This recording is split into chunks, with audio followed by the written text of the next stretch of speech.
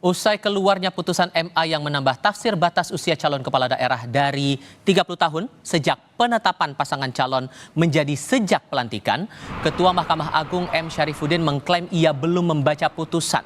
Ketua MA M. Syarifuddin tak mau banyak berkomentar soal putusan itu.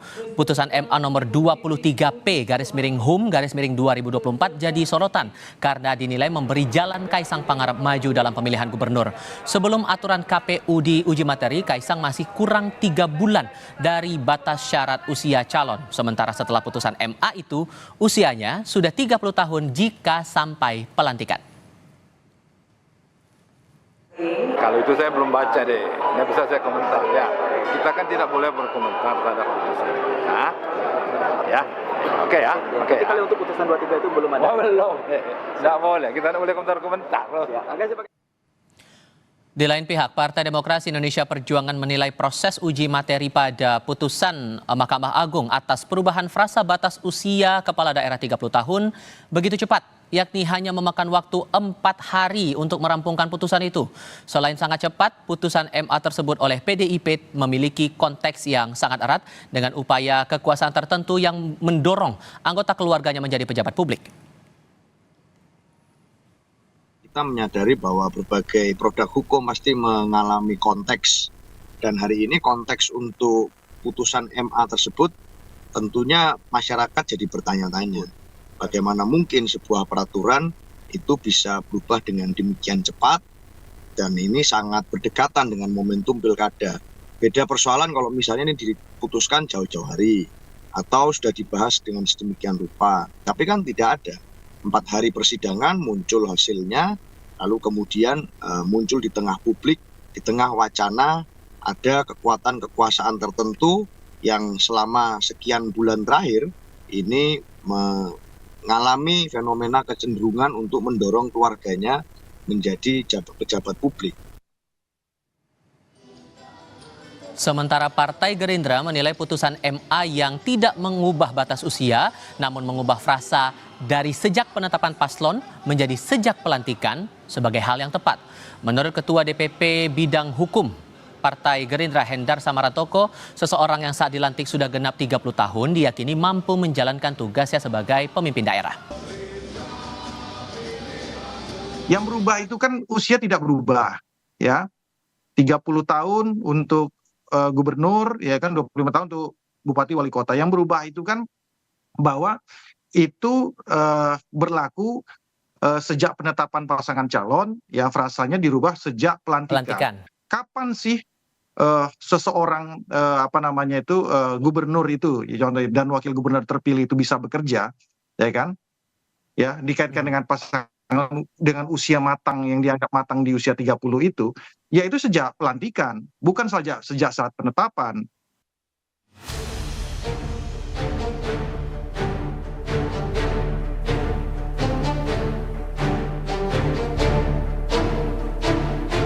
Belum lama sejak peristiwa pelanggaran etik berat dilakukan Hakim MK, kini giliran putusan Mahkamah Agung jadi sorotan publik. Hanya dalam waktu 3 hari, MA mengabulkan permohonan Partai Garuda untuk mengubah cara penghitungan usia calon ikut pilkada. Dari yang semula dihitung sejak penetapan pasangan calon menjadi sejak pelantikan calon terpilih. Putusan MA ini menimbulkan spekulasi. Ada kepentingan politik karena dikeluarkan saat Partai Gerindra gencar mempromosikan putra bungsu Jokowi, Kaisang Pangarep, sebagai calon wakil gubernur Jakarta, mendampingi Budi Satrio Djiwandono. Sang ayah Presiden Jokowi mengaku baru diberitahu soal putusan MA pada Kamis sore. Jokowi meminta media menanyakan langsung kepada MA dan sang penggugat peraturan KPU itu.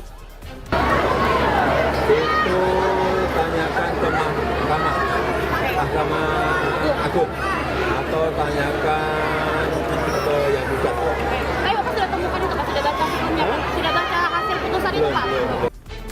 Setali 3 uang dengan sang ayah, Wapres terpilih Gibran Rakabuming Raka juga meminta wartawan bertanya langsung ke Kaisang dan PSI soal kepastian sang adik ikut Pilkada Jakarta usai MA memuluskan syarat usia yang tak mesti 30 tahun saat mendaftar. Ya, keputusannya di Kaisang ya untuk maju atau tidaknya ya. Tanyakan aja, tanyakan ke teman-teman PSI. Yang menarik, permohonan hak uji materi atau HUM yang dimohonkan Ketua Umum Partai Garuda Ahmad Rida Sabana adalah sosok yang juga pernah menjadi pemohon uji materi mengenai batas usia Capres-Cawapres bersama PSI ke Mahkamah Konstitusi. Melihat hal ini, pakar hukum tata negara yakin proses di MA punya pola yang sama dengan yang terjadi di MK lalu. Apalagi pertimbangan hakim MA dinilai sangat dangkal untuk mengubah peraturan KPU itu. Pertimbangan hukum hakim itu sebenarnya sangat-sangat dangkal. Mulai dari mengacu kepada UUD 45 yang seharusnya tidak dilakukan oleh Mahkamah Agung. Karena Mahkamah Agung itu menguji peraturan perundang-undangan di bawah undang-undang terhadap undang-undang, bukan terhadap UUD 45. Sampai dengan mengasumsikan bahwa ada original intent dari Undang-Undang 10 2016 itu yang mengatur pilkada. Itu katanya memang ada original intent soal mengakomodasi anak muda. Nah, sementara itu tidak pernah dijelaskan, misalnya gitu. Jadi ada penyimpulan yang terlalu terburu-buru. Saat ini, Kaisang masih berusia 29 tahun. Ia baru genap 30 tahun pada 25 Desember nanti. Jika merujuk pada putusan MA, Kaisang bisa diusung menjadi calon kepala daerah.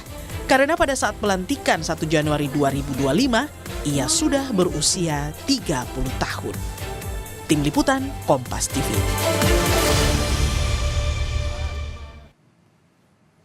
Dinilai sangat cepat tanpa ada informasi pada publik, putusan Mahkamah Agung atas perubahan frasa pada batas usia calon kepala daerah menimbulkan spekulasi ada kepentingan politik di balik putusan ekspres MA ini. Kami bahas bersama dengan para narasumber bergabung saat ini, ahli hukum tata negara Ferry Amsari dan Ketua Prabowo Badia Emmanuel Ebenezer. Selamat sore semuanya, apa kabar?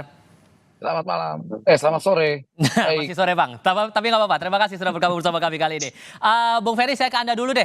Bung Ferry, dari jarak pemohonan ini dilayangkan ke MA sampai putusan nggak genap seminggu. Apa yang Anda baca di sini? Kalau kemarin saya diskusi sama Mbak Bivit, itu polanya udah kebaca sama seperti yang di MK. Anda juga merasa demikian?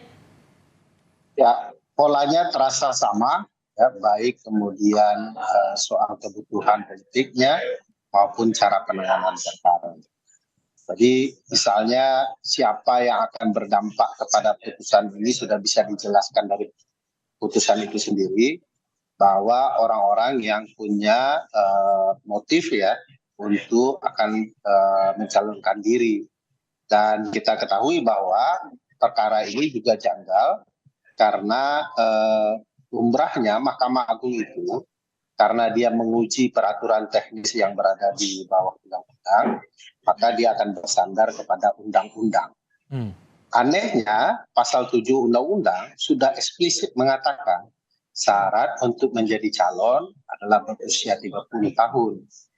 Dan PKPU sebagai peraturan teknisnya di pasal 4-nya mengatakan hal yang sama. Jadi kalau digunakan gaya pengujian peraturan perundang-undangan terhadap undang-undang, tidak ada yang masalah. Oleh karena itu, putusan MK itu janggal sekali. Namun sekali lagi modus ini bisa dibaca karena kepada siapa yang akan diuntungkan dalam putusan ini. Sehingga jarak waktu 3-4 hari itu menurut Anda tidak wajar? Ya, tidak wajar karena banyak sekali perkara pengujian undang-undang yang cukup memakan waktu ya. Tapi karena ini kebutuhannya ekspres, karena tanggal 27 Agustus harus mendaftar, dan sebelum tanggal 27 kan butuh konsolidasi partai-partai pengusung. Jadi kebutuhan itulah yang memaksa perkara ini diajukan dan kemudian diputus secara ekspres. Kalau kemudian dirujuk, ini pernyataan dari juru bicara Partai Garuda, Teddy Gusnadi kepada wartawan. Ini secara substansinya dia bilang permohonan dilayangkan agar tidak membatasi calon yang sudah dibatasi umurnya. Cukup beralasan tidak menurut Anda itu, Bang Ferry? Jadi kan begini, harus paham juga prinsip ketatanegaraan bahwa syarat untuk mencalonkan itu berbeda dengan syarat setelah terpilih. Syarat sebagai kepala daerah atau jadi gubernur. Nah, syarat mencalonkan ini yang harus dipenuhi dulu. Di mana-mana begitu, mau jadi PNS juga begitu, terpenuhi nggak syarat usianya. Tidak mungkin nanti setelah jadi PNS baru dihitung. Masuk timnas juga begitu, seleksinya usianya terpenuhi nggak? Jangan terpilih dulu baru disesuaikan umurnya dalam masa pertandingan. Tidak begitu, di mana-mana begitu. Oleh sebab itu logika Mahkamah Agung, logika pemohon itu janggal dipertanyakan karena tidak lumrah. Sekali lagi yang motifnya sama, untuk ditargetkan kepada figur tertentu yang akan menikmati putusan ini. Oke, logikanya janggal menurut Bang Noel dengan mengubah frasa sejak penetapan paslon ke sejak pelantikan, gimana melihatnya? Karena saya pendukung kaum muda untuk memimpin, saya pada posisi yang mempertegas aja ya. Hal itu tidak terlalu substansi menurut saya. Yang paling penting substansinya ruang kepemimpinan kaum muda itu harus tetap ada. Karena kita lihat jangan sampai konstitusi itu membatasi gerak politik kaum muda. Nah, kemudian ada persoalan 4 hari dan sebagainya, saya tidak mau terlalu masuk ke sana. Yang paling penting substansinya bahwa ada semacam keputusan yang luar biasa, walaupun tidak terlalu merubah banyak sekali, hanya merubah frasa soal setelah dilantik ya. Nah, itu memang domainnya kawan-kawan Bung Ferry dan si B. Fitri sebagai yang orang paham tentang hukum tata negara. Tapi secara substansi saya lebih menginginkan bahwa kesempatan atau ruang kaum muda untuk memimpin harus ada. Karena kita udah letih dipimpin oleh kaum tua yang korup, gitu ya, korup ini yang feodal, yang tidak pernah memberi ruang kepemimpinan kaum muda, hanya dikasih ya udah. Kaum muda itu hanya sebatas wali kota, gubernur. Di sisi ada pimpinan eksekutif nasional dibatasi. Saya lihat ada banyak keputusan-keputusan yang sangat revolusioner ya, yang menurut saya jangkauan berpikir saya itu cukup bagus lah ya. Kemudian walaupun ada problem yang dilihat dari kawan-kawan kayak Ferry dan B. Fitri juga ya sebagai akademisi yang menguasai hukum tata negara, mereka punya sedikit tapi saya yakin apapun yang hari ini terjadi, saya pada sudut pandang yang sangat positif ya, nggak mau terlalu berpikir terlalu politik yang ke sana. Gitu Tapi loh. kalau kemudian Jadi, ada yang menuding bahwa putusan MA ini kenapa begitu ekspres, karena untuk memberikan karpet merah kepada pihak tertentu, bahkan dituding langsung kepada Kaisang untuk bisa maju ke Pilgub Jakarta. Anda juga merasa hal itu demikian? Tapi jawabnya nanti Bang, kita jeda sebentar, kami segera kembali. Kami masih berdiskusi bersama Ferry Amsari dan Immanuel Ebenezer. Bang Noel, tentang pertanyaan saya sebelumnya, ada pemerhati hukum dan politik yang bilang jangan-jangan ini ada kekuatan yang sangat ingin mendorong keluarganya jadi pejabat publik. Bahkan ada yang langsung menuding Kaisang ini jadi karpet merah buat Kaisang maju di Pilgub DKI. Relevan tidak itu alasannya menurut Anda? Menurut saya ini mengada-ngada aja. Makanya kan tadi pertanyaannya gini, ya kepentingan untuk siapa Mas Kaisang? Menurut saya enggak, ini kepentingan buat anak saya.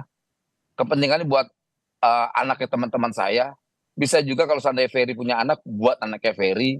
Itu artinya jangan mudah sekali langsung setiap ada keputusan-keputusan produk hukum langsung yang dituding itu Pak Jokowi dikait-kaitkan dengan anaknya.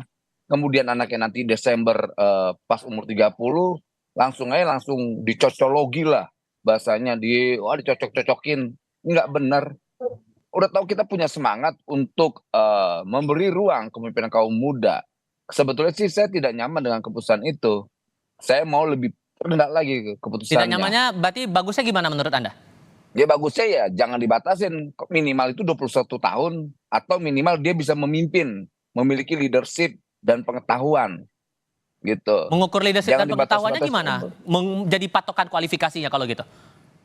Kalau dia terbiasa di kampus, dia bisa ikut di organisasi-organisasi kampus, tahu tentang realita kampus, tahu tentang kebijakan, gitu. Nah, biasanya orang-orang itu yang mampu memimpin eksekutif itu kan mereka paham tentang situasi-situasi dan paham juga soal kebijakan, gitu. Karena namanya eksekutif kan itu bicara tentang kebijakan, mengeksekusi sebuah kebijakan. Beda dengan di anggota dewan. Nah, hal itu yang harus dirumuskan dengan benar-benar cermat tentang pendefinisiannya, tentang semuanya lah. Kan kita ini selama ini ya bikin produk ini kecenderungannya langsung curiga. yang akhirnya ya nggak sampai selesai terus, kita selalu dibawa bayang-bayang kecurigaan. Tapi kalau kawan-kawan Ferry, B. Fitri yang ngomong kan mereka punya kepentingan terkait kepentingan akademiknya, kepentingan Oke. buat bangsa ini ke depan. Oke. Kalau saya dengan mereka nggak curiga, tapi kalau yang ngomong, maaf, misal PDIP, kader PDIP, jujur aja saya malah makin curiga dan makin membuat saya semakin aneh Oke. menurut saya.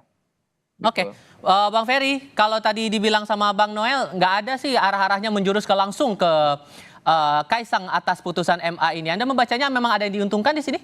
Atau gimana? Ya, pertama klarifikasi dulu bahwa kita tidak anti kepemimpinan muda. Yang kita permasalahkan adalah kok perubahan peraturan secepat itu di tahapan pemilu sedang akan berlangsung. Tidak lumrah itu aturan main di Nah, soal kecurigaan kita publik luas berkaitan dengan posisi Kaisang Pangarep tentu saja beralasan. Pertama, kalau berkaca kepada putusan 90 MK, dulu dikatakan juga bahwa putusan 90 itu untuk banyak anak muda, tetapi satu-satunya orang di bumi ini yang menggunakan putusan 90 itu kan hanya Mas Gibran Raka Buming Raka. Nah, putusan 23 PHUM 2024 Mahkamah Agung ini juga punya indikasi yang akan sama. Sebab entah kebetulan entah tidak tentu akan ada bukti selanjutnya bahwa saat ini kalau mendaftarkan tanggal 27 Agustus Mas Kaisang tidak bisa.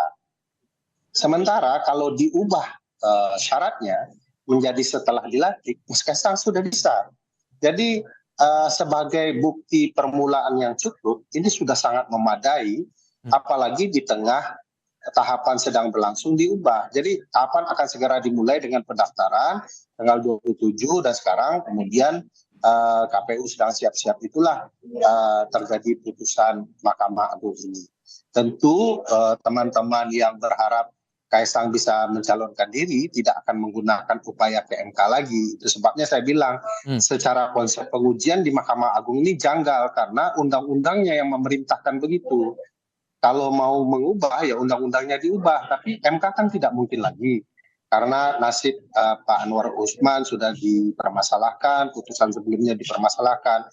Kurang lebih ini pindah pemain lah, ya, pindah dari mahkamah kakak ke mahkamah adik ya. Kurang lebih Eksesnya bisa seberapa besar kalau peraturan ini diimplementasikan kemudian di pilkada tahun ini, Bang Ferry? Ya, saya kalau memang ini fair, ini akan diberlakukan pada pilkada periode berikutnya. Sehingga kecurigaan ini tidak beralasan.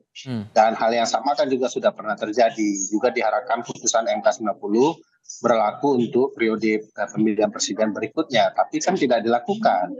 Nah, hari ini dengan yang alasan yang akan sama juga akan dilakukan bahwa putusan MA sudah final. Oleh karena itu KPU akan melaksanakan. Sementara KPU seringkali disindir sebagai pelaksana tugas dari istana dalam proses pemilu. Jadi bagi saya memang ini bukti permulaan, tetapi kita bisa yakini nanti di tanggal 27 Agustus apakah putusan ini akan diperuntukkan oleh orang-orang tertentu. Kita akan lihat tuh apakah Mas Kaisang akan mendapatkan manfaat dari putusan ini. Oke, karena juga nih Bang Noel sudah ada keterangan juga yang disampaikan Mas Budi. Karena kan dari fotonya Pak Dasko waktu itu pasangannya kan Mas Kaisang. Itu jaraknya nggak berapa lama setelah putusan MA ini. Dan tadi baru dikonfirmasi bahwa dia nggak akan maju nih buat di Pilgub DKI. Jangan-jangan memang putusan ini tujuannya buat Mas Kaisang maju ke sebagai calon gubernurnya langsung. Gimana ngeresponnya kalau ada pandangan seperti itu? Ini kan isunya spekulatif ya. Kalau seandainya Mas Kaisang nggak maju gimana? Gitu. Lalu bagaimana orang-orang yang sudah menarasikan dan mengorkestrasikan bahwa ini Kaisang, ini Jokowi dan sebagainya. Lalu tanggung jawab moral dan politik mereka gimana? Ini kan spekulatif sekali. Mas Budi Jiwandono udah jelas tidak, dia udah terkonfirmasi tadi ya, dan kemarin juga udah menyampaikan di beberapa media bahwa dia tidak maju. Berarti tinggal satu Mas Kaisang. Nah kalau Mas Kaisang nggak maju gimana? Oke. Nah itu maksud saya pertanyaan itu harus dijawab juga. Saya bisa merespon. Fair juga. Gimana Bang Ya. Ferry? Artinya kecurigaan ini jangan juga menjadi kesan hanya ingin mendiskreditkan Pak Jokowi dan anaknya. Padahal kepentingan undang-undang ini itu juga kepentingan misalnya buat anak saya, buat anak muda yang lain, gitu. Kenapa? Kesempatan ini kan sangat sangat menyenangkan lah sebenarnya. Jadi umur sebelum 30 kalau seandainya dia ditetapkan pas umurnya 30 kan bagus. Artinya tidak mutlak harus umur 30. Jadi di bawah 30 juga bisa. Oke. Gitu. Oke, Bang Ferry tadi mau komentar sepertinya, silakan. Pertanyaan vice versanya juga diajukan bagi teman-teman politisi dan Bang Noel ya. Kalau ternyata terbukti mendaftar, siapa yang harus bertanggung jawab? Bukankah dulu kecurigaan yang sama juga diajukan kepada Mas Gibran dan ternyata terbukti mendaftar dan soal putusan MK tidak bicara untuk anak pemuda yang lain, hanya khusus Mas Gibran saja. Nah, hari ini kalau ternyata putusan MA ini terbukti, Mas Kaisang mendaftar, siapa yang bertanggung jawab? Mahkamah Agung kah atau para politisi atau Mas Kaisangnya sendiri? Oke. Kenapa pertanggungjawaban kepada publik? Padahal publik punya hak untuk mencurigai pemerintahan. Karena itulah daulat itu di sana untuk mengontrol pemerintah sendiri. Jadi publik boleh curiga dan kemudian pertanggungjawaban ya tetap pada para politisi yang mengubah aturan main, para politisi dan Mahkamah Agung. Oke, sudah ditangkap maksudnya Bang Ferry Amsari. Terima kasih banyak. Bang Emmanuel Manager juga terima kasih sudah hadir dalam diskusi kami kali ini. Selamat sore semuanya. Thank you, Pak.